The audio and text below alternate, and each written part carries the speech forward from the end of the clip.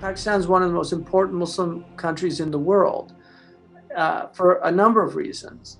One, that it was founded with the idea of creating a place for Muslims, but also acknowledging in that white part of your flag the minority communities, that we respect minorities and we honor them.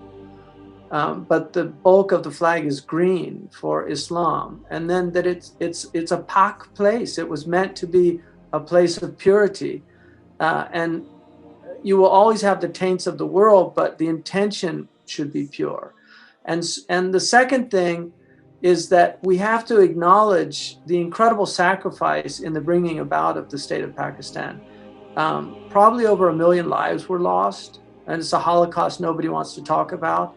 But also, people left incredible,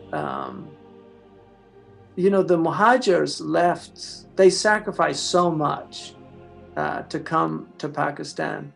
And I mean, in some ways, it's a great tragedy, the splitting, but it's also destiny, and Allah subhanahu wa ta'ala willed it. So it's very important that people not become tainted with the cynicism of failure.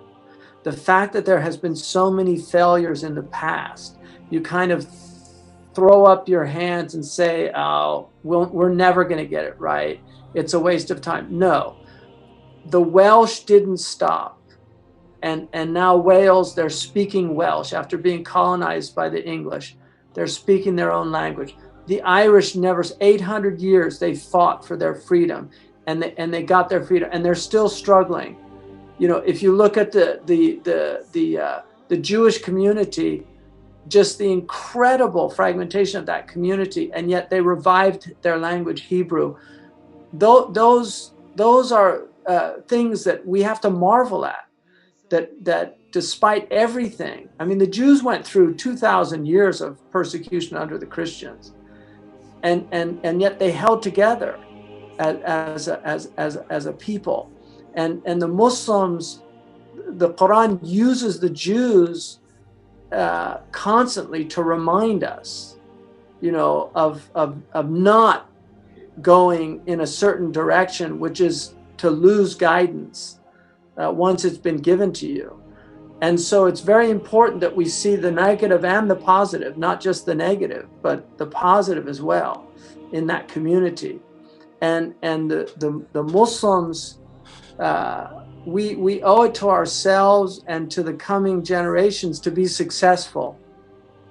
This is an obligation on us to be successful, because this is our religion, and we believe it's true, despite the fact that it's fallen on hard times and our communities are beleaguered in many places.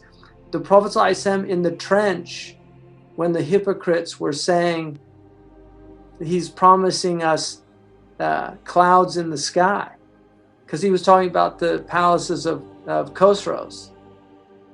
So we're in the trench now. It looks terrible, but our Prophet ﷺ never lost hope, because he trusted in his Lord. And so I think it's really important for us just to not allow that cynicism to get into the heart and to say, oh, we've tried this before, it never works. The Muslims, they can never get their act together.